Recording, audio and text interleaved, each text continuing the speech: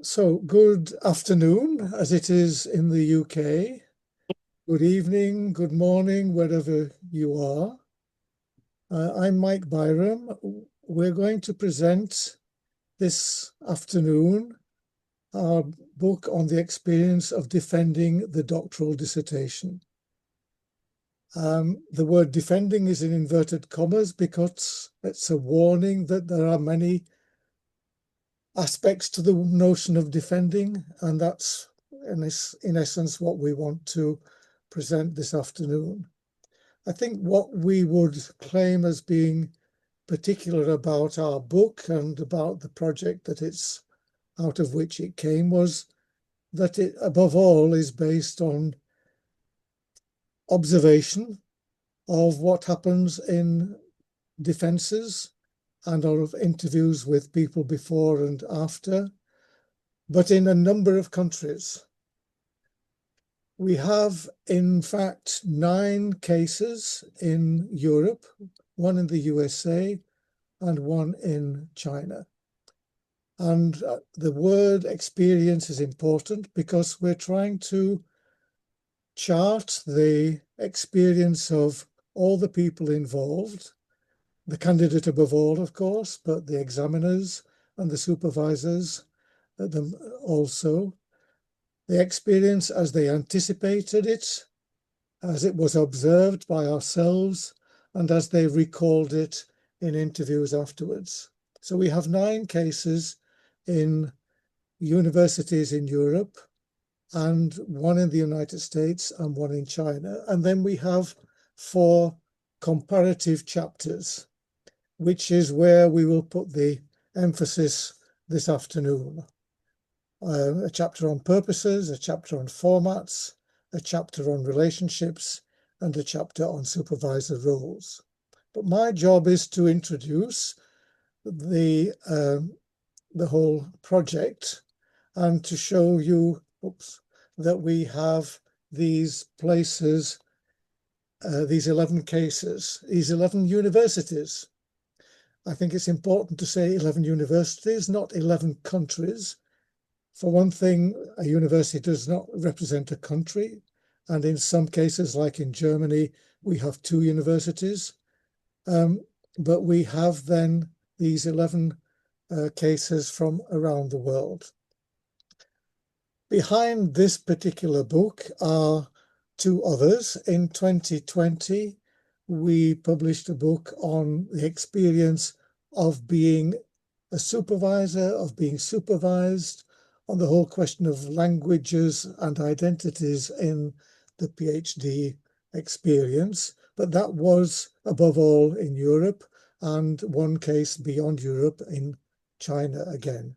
And then in 2023, we looked more carefully at the experience of examining the PhD, the experience of examiners from the moment that they receive the PhD thesis or dissertation, the actual document, to the whole process, to the end of the whole process when they have been through the defense, etc., and have sent that in their report.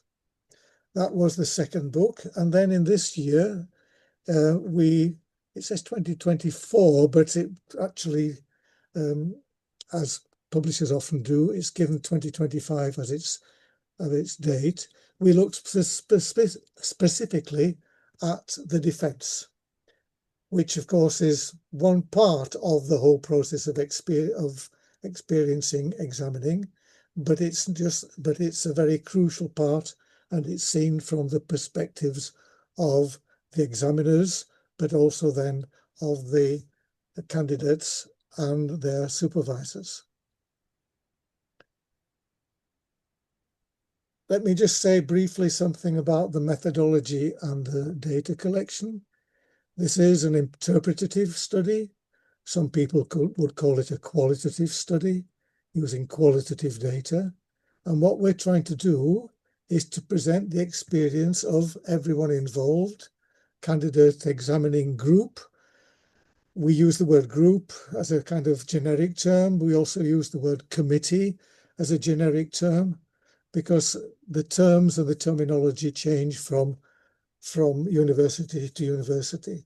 And thirdly, the experience of the supervisor, or often, but not always, the plural supervisors. And we want to put that experience within the framework of university regulations.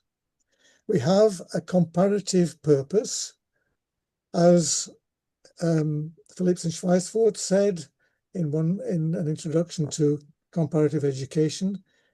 One of the purposes of comparative education is to identify good practice, to see what is potentially adoptable in another country or context, what might be adaptable to another country or context, and maybe which might be the stimulation for reform. The way we see it is that we are trying to identify and describe, analyze practice. We can't be sure that this is the best practice, but it's certainly good practice, I'm sure. And then we leave our readers to think about how they might want to adapt and adopt, and maybe reform their own local context. But that's not for us to decide. So that's the comparative dimension. The actual data, as I said, consists of three types: the university regulations in each case, in each of the 11 cases, which we analysed in detail, the semi-structured online interviews.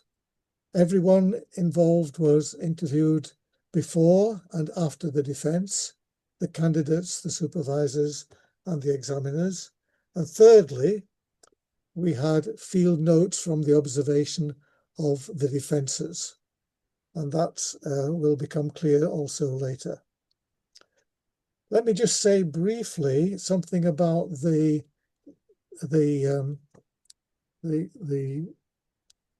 chapters which are dealing with cases, because we won't be focusing upon those this afternoon. We'll be focusing much more upon the comparative transversal chapters. But just to give you an idea, each of the 11 cases follows more or less, not always absolutely, but more or less this list of contents, as it were. There's always an analysis of the regulatory framework. Then there's an analysis of what people anticipate before the defence in question, based on interviews, as I said, looking at what the candidates and supervisors anticipate, who talk about how they prepare for the defence, how they submit the thesis or dissertation. We interviewed the examiners about their processes of reading. How do they read?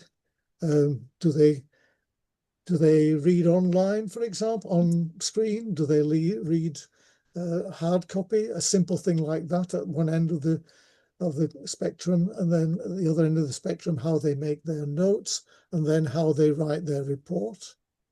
The defence itself is an observation by a number of people in the research team, and it's written as a kind of running commentary on the defence itself.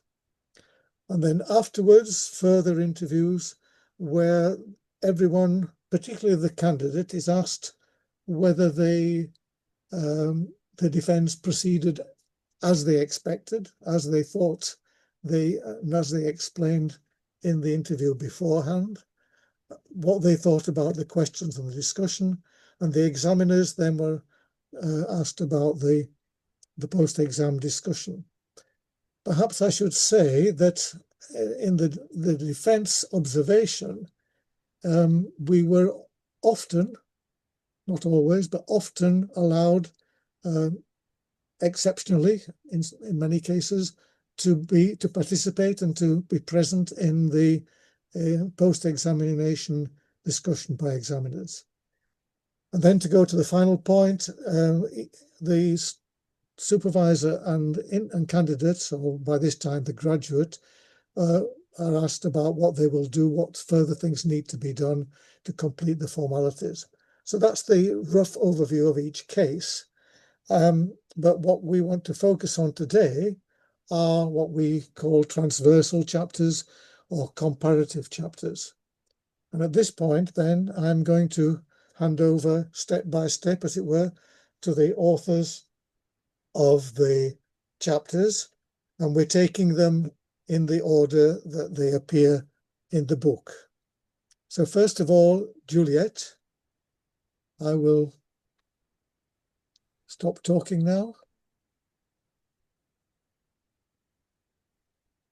Thanks, Mike. So I'm going to be talking about the chapter that Prue and I prepared for the book, and we were focusing on the purposes of the defence. And I was really interested in this topic because in Australia we have traditionally never had an oral defence. So the doctorate is examined wholly on the thesis, and there's been resistance to introducing a defence. There's no point to having a defence; it doesn't change the outcome. So I wanted to see, well, what are the stated purposes of the defence? And so the literature does have a lot of different purposes, and we found that they could be categorized into 4 different types of purposes. So as you can see on this slide, there's the purpose of assessing the work as well as assessing the researcher. So mostly it's assessing the researcher in terms of their skills, their knowledge of the discipline, and the skills that they show in answering questions, being able to think on their feet, and to speak to the decisions that they made in the research, why they have used a particular methodology, and so forth. Related to that purpose was to assess whether this was the student's own work.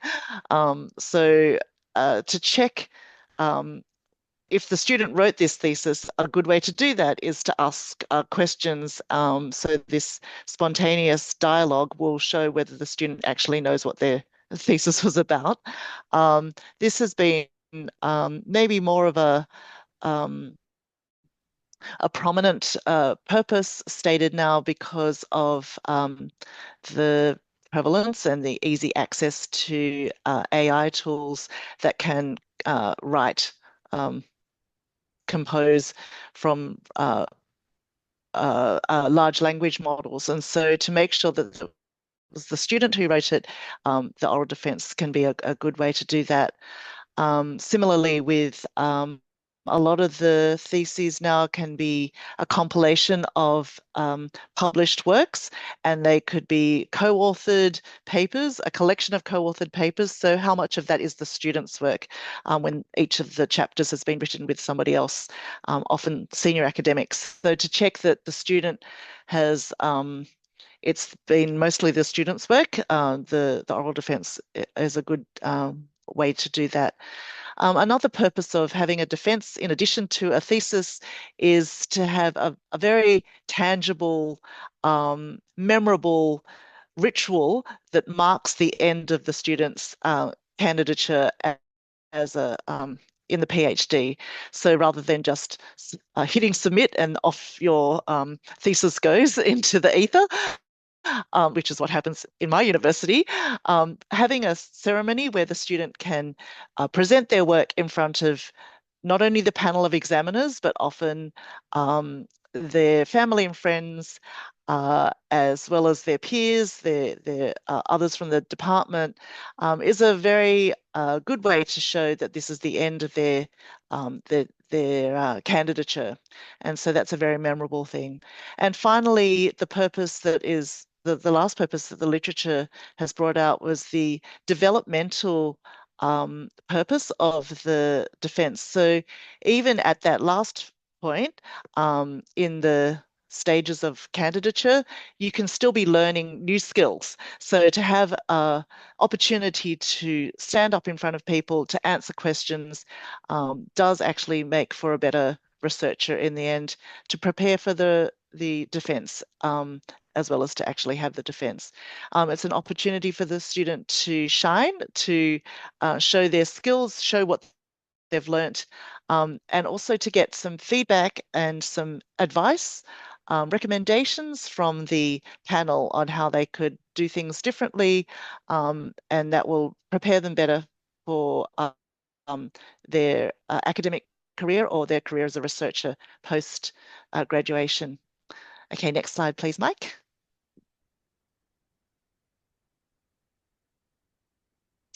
Okay, so once we identified those four purposes in the literature, we then had a look at what did the case studies find. So there were 11 case studies that we looked at, and we found that there were evidences of those four purposes in the interviews with the key players.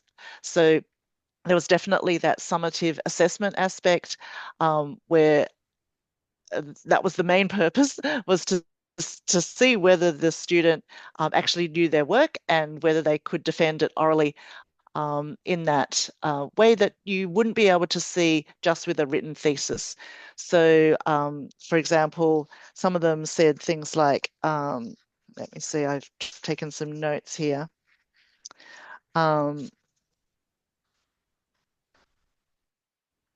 So can they sum up their thesis succinctly in 30 minutes? So they're given a very short time, relatively short time, to bring out the main findings of their thesis. Are they able to do that well? Can they speak to questions from different perspectives? So often it would be the examiners will ask some questions and they'll come from different, they'll have different expertise, as well as from the floor, there might be some questions. Can this candidate also explain to a general audience, so not just for specialists in their fields? And can they dialogue intelligently and respectfully? So to show that they are a professional researcher at that stage in their candidature, that's what the oral defense is assessing them for. Particularly in Durham and in Saarland, southern Denmark and Versailles, they commented on these the assessment aspect of that. Now, verification, interestingly, in the literature, that seemed to be a big purpose of the oral defense, but in our case studies, that was not really salient. We didn't find that for the candidates that we were looking at in the 11 case studies, this did not seem to be an issue, that there was any doubt that the student was the one who wrote the thesis. So this didn't really come out as dominant in our cases, maybe because for many of them, the candidate was known to the examiners. They had maybe read their work before, seen them doing that work. So in some cases where this may be more of an issue, it's where the examiners have never had any contact, and so the examiners might think, well, did the student do this work? In our cases, that wasn't so wasn't a question. Next slide, please. So in all of our cases, they did mention that it was a rite of passage, or that there was that ritualistic aspect, and this was seen as a good thing. All of the candidates seemed to enjoy the process. They were really happy that they went through it. No regrets. They enjoyed the fact that their family and friends were there, and when the outcome was announced, everybody would clap, and then they would have some drinks and there'd be some celebration.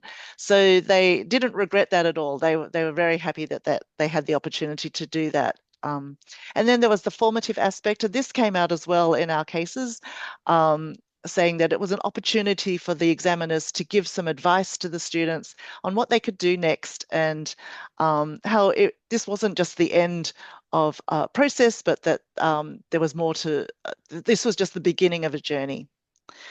Okay, so in conclusion, and I'll just get Mike, if you could click. Thank you.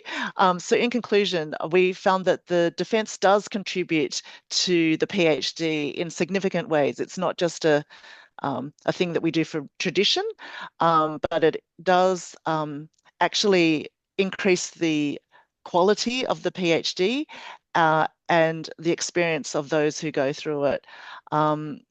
we found all 4 purposes present in different degrees in the 11 cases, with verification the least salient in our 11 cases.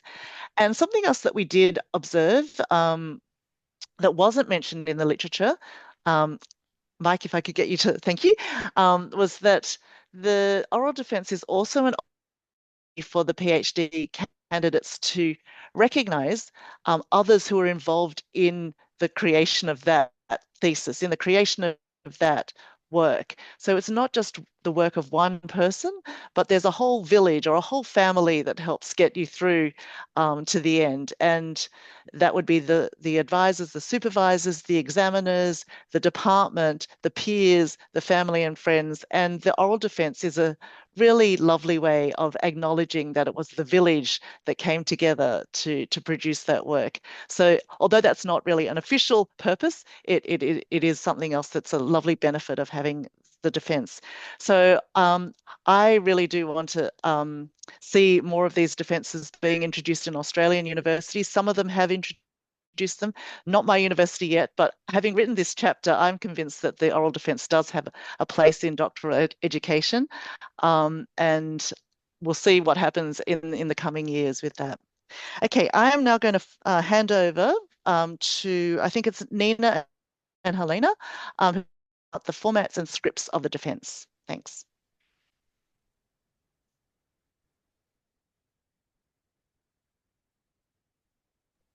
Nina, over to you.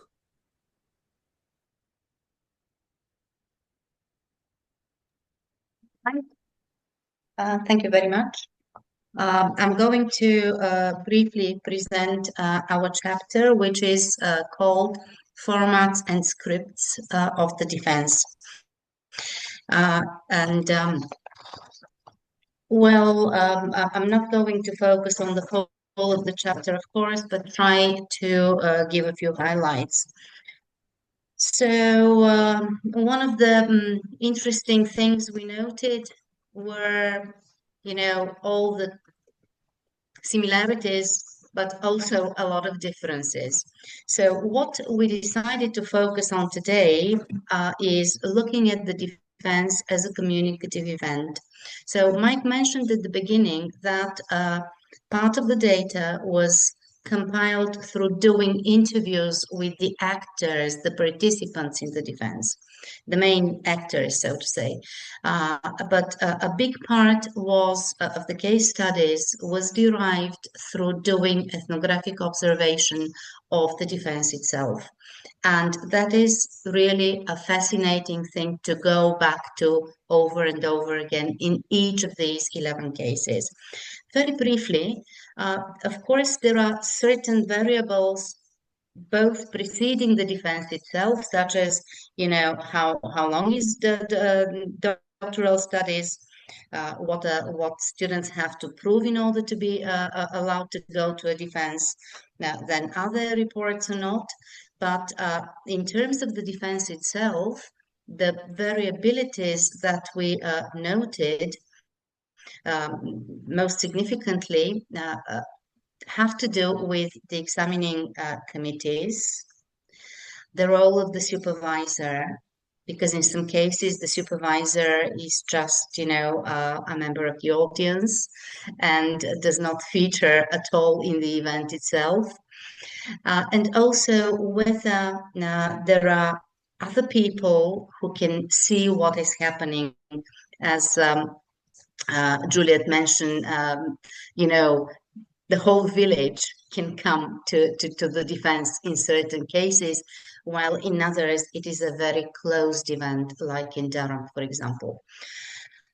Then in terms of communication, very interesting to note who takes the turn, who moderates the defense as a communicative event, who speaks to whom, how long, what is being said, what questions are being asked, and what time is allocated to each of these. Of course, the degree of formality of addressing people, formulating, statements and questions and answers is also an important thing to look at. Mike, can you change? the slide, please. A very interesting thing to focus on, and it gives us, you know, insights into what the defense is like in each of our cases, is looking at the space and how the defense is organized in space. Basically, we managed to summarize 3 instances of staging the event, so to say.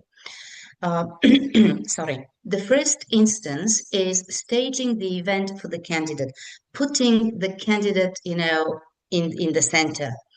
The candidate is the main actor in what is happening. He is isolated from the other participants, and the examples here concern Primorska, Zealand, Sofia, southern Denmark. But in Connecticut, for example, the jury sits next to the audience. The second type of staging the space is in front of the stage, the audience and the spectators.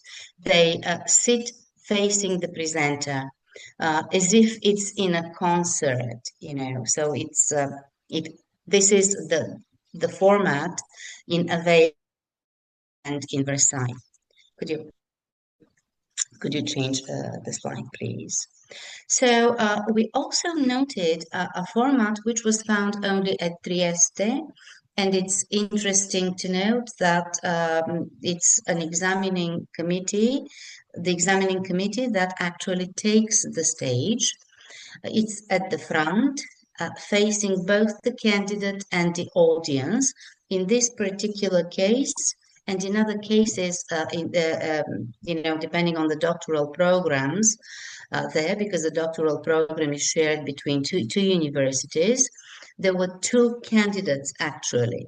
But, you know, the committee was center stage, so to say, while the candidates were in the front row with their back turned to the audience. So another interesting thing to say here is that each arrangement is almost always fixed, and changes in the script or in the relative position of the participants are not very common. And even if there is a break in the defense itself, when coming back to the room, the participants take their places.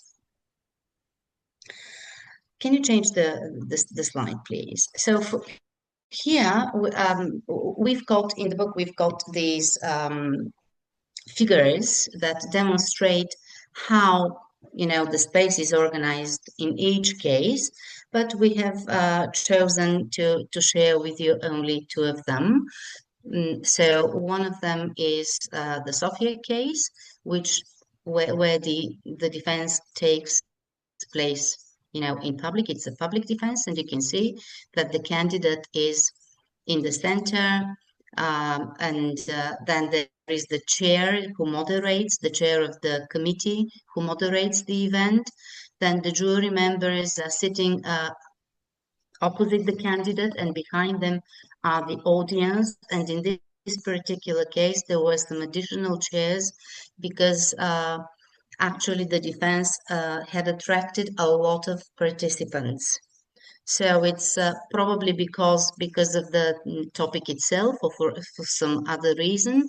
But in principle, these are public events, defenses, but there is no rule as to how many people can join. In this particular case, additional chairs had to be brought in to accommodate all those that wanted to be present. And on the right-hand side, you can see what the defense looked like in Durham, and it's really a very interesting thing because it's a closed event. So I think we were really lucky that we were allowed, and when I say we, I mean the observer was allowed to join the event and take notes of what is happening. So you can see that there is just the candidate there, sitting opposite the internal examiner who is also the chair of the committee in this case, the supervisor and the external examiner, and nobody else. So whatever happens with the participation with these actors only. And of course there are variations across the cases, which I already mentioned and which you can see exemplified in the book. Can you change the slide, please? So it's here we've chosen to demonstrate important variations summarized in a table which goes on here and over the next slide. So you can follow the sequence of acts. There is an opening. And the main participants are being introduced. The event is introduced. What the rules are is also introduced. The main participants here are the chairperson, who may or may not be a member of the examining committee. And this is a short introduction taking place between 2 and 5 minutes. Then comes the thesis presentation in all of the observed cases. The candidate is the main actor, again a monologic format. The presentation varies, I mean the length of the presentation varies from 10 to 30 minutes. Projection could be used using a PowerPoint presentation, some written or notes could be used, and here there are variable communicative styles across the cases. Then comes the discussion. So the discussion is highly variable because we've got appreciations or comments. In certain cases, there are questions which are asked to the candidate, and sometimes the audience can even join to ask a question. So it's not just the examiners and the candidate. For example, in Sofia, there was a member of the audience who took the floor to talk about the defense and the presented work. And here the length varies significantly.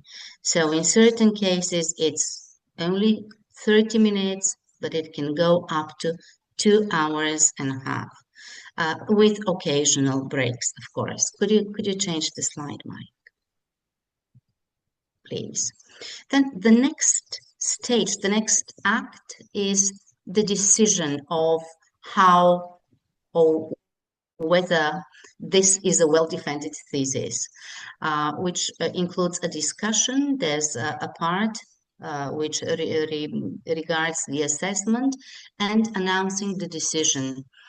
And here the examiners are the main actors. There could be a secretary depending on each case, secretary taking notes. So it's again highly variable in terms of length because it can be and it's in certain cases it's a private meeting except for Sofia, because all the reviews have been published on the website of the university. They could be, so whatever is the opinion of the reviewers is publicly known before that. And again, the format is like a dialogue between the chairperson, the moderator, and also the examiners, the members of the examination board. And again, with the exception of Sofia, where the decision is immediately announced, and even it is, I can say it's become a habit to say, now I pronounce you doctor from this particular hour onwards. Then in the other cases, the examiners have to vote, and in these cases, a report is written by themselves or by the secretary, but There is no, official pronouncing that from this particular hour the candidate is now doctor. And again, this is a variable. The time varies between 7 and 30 minutes in the cases that were observed here. And finally, there is the closure when the decision is announced. It could be, pronounced orally, or some protocols and other documents are written. Thanks are extended to the committee, to the supervisor. Of course, there are congratulations, greetings, possibly followed on by celebrations. And of course, in those cases that celebrations ensue, the time is indefinite. And here, there is a high variability in terms of what happens. What is the atmosphere like? Again, there is no rule. It can be very formal, and the space, the arrangement of the room can help, to project this formality, also the dress code. But it can be quite informal. And there is also tension management, which is largely in the hands of the moderator or the chairperson, but also in the way that the questions to the candidate are being asked. And another element to mention here is that contributes to the atmosphere is how the committee announces the decision. The candidate reported about feeling, not the candidate, sorry, one of the committee members mentioned that there's a magical formula that is being pronounced there. While in Versailles, for example, everything is solemn. There are special, which is also emphasized by the dress code of those that take part in the event. And finally, to use the words of one of these candidates, the defense is one in a lifetime, so you must enjoy it, be it formal, be it tense, whatever. If you don't enjoy it, then you shouldn't do it at all. Thank you, Mike. Thank you. And now we hand over to the third chapter, transversal chapter, Diana and Melina. Over to you.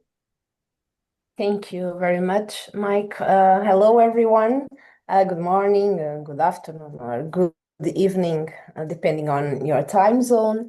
And also thanks to the International Center for this opportunity to share our work. In this short presentation, I will summarize the main ideas from our chapter co-authored with Melina Porto, entitled Relationships Among Participants in the PhD Defense, a Question of Familiarity. Next, please, slide. Thank you. So this chapter explores the relationships among candidates, supervisors, and examiners. It asks how familiarity, whether personal or professional, shapes who is invited to serve as an examiner, especially as an external one, and what this means for transparency and rigor. We aimed to understand not only what the regulations prescribe, but what actually happens in practice. Next, please. So across the, you can click, Mike, so that, okay, thank you. Across the 11 universities, we found great diversity in the regulatory frameworks governing PhD examining committees. In total, 8 of the 11 universities had some form of mandatory external participation. And it is important to clarify what we mean by external examiners. They are examiners who come from higher education institutions other than the one conferring the doctoral degree. And interestingly, it's also worth mentioning that in 7 cases, no fees are paid to examiners, which may influence the composition of the committees. And this is an aspect that deserves further exploration in future research. However, regulations vary widely across cases, leaving little room for international comparison. Next, please. Thank you. Some institutions such as Aveiro, BLCU, Trieste, and Versailles require several external examiners, and sometimes even from abroad, as in the case of southern Denmark, while others, like Connecticut or Augsburg, do not require any external members at all. So regarding the composition of committees, supervisors usually make the initial suggestions about invited, and these suggestions lead to definite approval. Next, please. So a second major finding concerns familiarity. In 9 of the 11 cases, the external examiners were known to the supervisors and or to other examiners and or to the candidates, the only exception being Durham. These relationships, which we refer to in the chapter as interpersonal relationships, ranged from professional collaboration to personal friendship. And such familiarity often guided invitations, as supervisors tended to choose people they trust, which, while creating a collegial atmosphere, may raise questions about impartiality and transparency. Thank you. So, familiarity among participants can create trust, collegiality, as I said, and a supportive atmosphere, yet it can also blur somehow the boundaries between professional judgment and personal loyalty. And the challenge is to find a balance between expertise, trust, rigor, and independence. Some universities have already introduced measures or mechanisms to ensure impartiality and transparency. For instance, conflicts of interests declaration in Aveiro, peer control of invitations in Versailles, and anonymous appointments by the Ministry of Education in BLCU. These mechanisms, however, differ greatly across contexts, reflecting broader academic traditions and understandings of what constitutes fairness and in doctoral assessment. And the next one, please. So this final slide raises 2 key questions. What does external means? Or in other words, are external examiners truly external? And across the cases, we saw that regulations alone are not enough. Informal networks and personal relationships often shape who is invited, which means that quality standards, transparency, and rigor in procedures and regulations may be compromised. So there is a clear need for stronger criteria and safeguards in appointing examining committees, balancing trust, expertise, and independence. So the goal is not to eliminate familiarity. It is often inevitable in small academic fields, but to ensure that it does not compromise fairness or credibility. Ultimately, we advocate for a culture of transparency where collegiality and rigor coexist, moving towards greater international comparability. So next one to that's where we'll stop. And on behalf of Melina Porto, thank you very much for your attention. It's been a pleasure to share this small glimpse into the complex world of the PhD defenses. And thank you once again. Thank you, Diana and Melina. And we now move on to the final chapter, the final comparative transversal chapter, in which Li Hong, Manuela, and Maria were involved. I think Li Hong will start. I'm not sure who will take over. Okay, I'm happy to our findings about the supervisor roles, and we roughly just structured before, during, and after the defense. And the 11 cases confirmed variability and complexity of the supervisor roles across the different academic and geographical contexts. And there were proportional differences, and also it revealed discrepancies in regulations and practices, and also shows the different expectations of the supervisors' roles in the final oral exams. So next slide. Yeah, before the defense,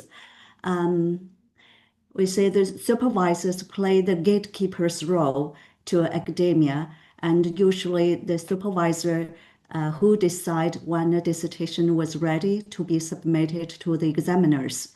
However, in regulatory documents of universities, it's usually the candidates who is responsible for the submission decision. But in almost all the cases, for example, at Primorska, the candidate said that he followed his supervisor's advice, and because the supervisor is in charge and knows when the work is sufficient. And Aveiro's candidate also said that the decision was largely made by the supervisor. And they all agree that it's the supervisors knows when the thesis is sufficient and ready, and so this is a contrast with the regulatory documents of the most universities. And second, some supervisors are responsible for selecting the members of the examining committee. One university said it's the dean who appointed, but most had the recommendation from the supervisors. And also before the defense, most supervisors prepare the candidate for the defense. Maybe it's not the formal ones, but they prepare the students in a state of mind for the thesis, and provide this emotional and psychological support. And this is the theme, one of the themes from our chapter. Yes, next please.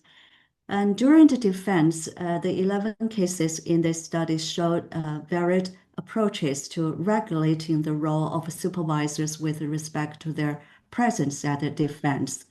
And we identify 3 positions representing the nature of this transition in role. And in some universities, and the supervisor played a very active and central role. And also the position the seating patterns also show that they usually sit in the center of the committee. And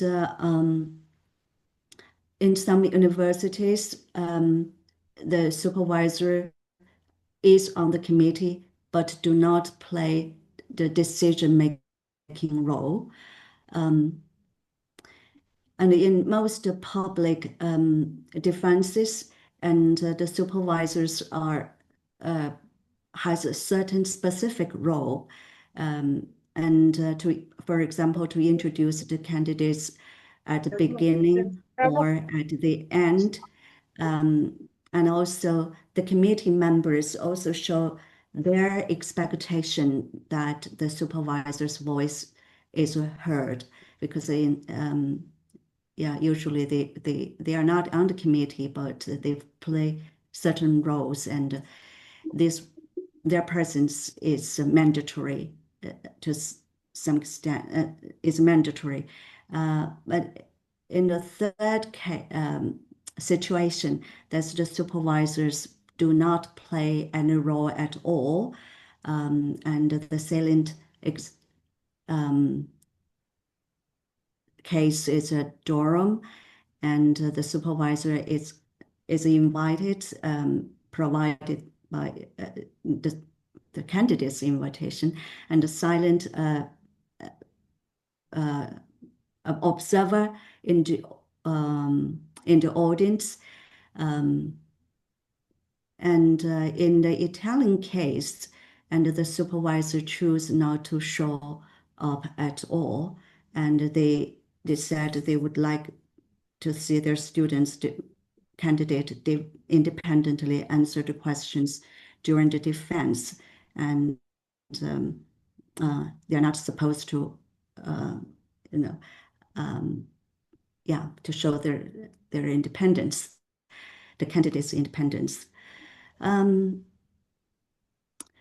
So the extent of the supervisor's involvement in the decision-making process varies, reflecting nuanced interpretations of the role at this final stage. Next slide, please. So after the defense, the meetings after the defense are common both with candidate and with the examiners, and the supervisor will ensure the defense is experienced as a meaningful conversation with the academic peers rather than just an examination. And also the supervisor will oversee and help the student with their thesis revision. And the defense is taken as the end of the formal relation of supervision. And for the conclusion, and we can say that it's depending on the nature of the oral defense, whether it's taken as a real examination or as a ritual, as described in other chapters of the book. And the supervisor's experience varies, and whether the supervisor's role is formally acknowledged at the final stage of doctoral studies, or they are not part of the committee making the final decision. And it's important to recognize their critical role throughout the whole PhD journey.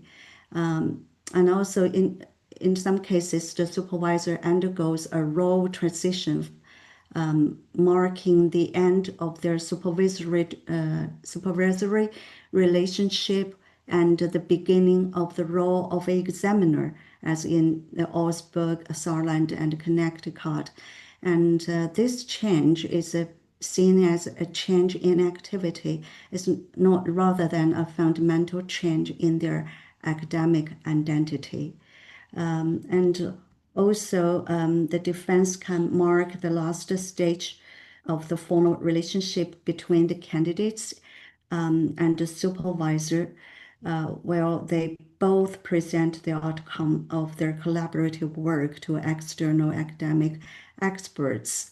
So, so we want to emphasize that it's important to note that supervisor's role in decision making is not allowed. It should not be seen as a lack of a trust in the ability to change roles, but rather a decision to enhance transparency and credibility through external expert assessment. So that's perhaps most important is the supervisor is providing not only academic but also emotional support throughout the final stages of the PhD experience. Okay, so much from me. Thank you, Li Hong. And Maria will round us off, I think. I hope Maria. Yeah, thank you much. Can you hear me? Yeah? Yes. Yeah, great. Okay, I would like first to say hello to everybody and to special thanks to all the contributors to our book. Mike has said in the beginning that when we started this project, we didn't know it was going to last for 5 years, because even more, because the first book was published 2020, and I'm very happy to say that some of the people contributing to the third book were also in the first book, so we somehow formed a community of researchers interested in this topic. And I would like to, in terms of conclusion and summary, to say that with all our books, including this one, we were interested in the experience. We were also experience of candidates or doctoral students in various contexts, of their supervisors, and in this particular book, particularly there was a focus on the examiners. For us with Mike, when we initially started this project, we considered that experience is a very important thing. It matters very much in a context when we have globalization and internationalization of almost every higher education in the world, but also at the same time working, and particularly with this book, we paid tribute and respect for the academic traditions in the higher education institutions in the university, whose cases we presented here. In this book, we were interested at one particular moment, a final moment. And it's very interesting, and for me it is fascinating to say that one moment, I mean, in terms of 3 or 4 or even more years of doctoral studies, it's really a moment, because sometimes it's an hour, it's 2 hours, but very rarely more than that. So it's a moment, but how much of this moment can be seen, researched, and taken out is also a fascinating thing. But it also shows for us and for all the contributors the diversity, the complexity, and very often the intensity of emotions, experience that not just candidates, but also supervisors, very often they are more intense, I mean, than their doctoral students, and particularly also the examiners, whose role is crucial at this moment. It wasn't an easy project, because we wanted to see firsthand how all these parties in this complex event interact, and what was important to them, whether there was a different perspectives on the significance of the moment, on the content of the moment, and all the other aspects that we presented in it. And here again, I would like to say that we covered, I mean, not just the doctoral students, the candidates, as we often call them, the supervisors, but also the examiners. And this, as we call it, participant-led research, is rather costly because it needs to be at the place to prepare It requires time before and after the defense and so on. And it is also very time consuming. And I would like here, I mean, I cannot but mention the fact that it was possible for us to conduct this complicated research and to have this outcome that we are presenting today, because, I mean, our university, Sofia University, was given the opportunity to participate in a very big research project that was funded by the National Recovery and Resilience Plan of the Republic of Bulgaria. And the project was called European Values and Social Challenges, in which we have a special strand on the future of universities and various aspects of values, academic values in the higher education context. And in this sense, I mean, this respect for academic traditions sometimes can be interpreted as a credit that we pay to these traditions as a value that most of the university would like to sustain. What I would like to say is that we have done so much up to this moment, and we are particularly happy with this last book in which we look at the experience of defending the doctoral dissertation, and we put defending always in quotes because sometimes it's not a defense, but sometimes it can prove to be a real struggle and battle, proving the points that the candidate, the examiners, or the supervisor wants to make. I would like to say that we are continuing on this road, and I think what we have undertaken now is to see what is the experience of an international doctoral researcher. This means also a very close link to what we consider central in our research. This is the level and the extent of internationalization of universities all over the world, and what we consider that this is something, a state that universities will continue and sustain to have in the future, which is a very complex, again, issue, because it's an experience in a new culture generally, if it in a new country. Very often, this is an experience in a different language, and language matters in many cases, but also it is an experience in a different academic culture, which has, we cherish and continues their own traditions.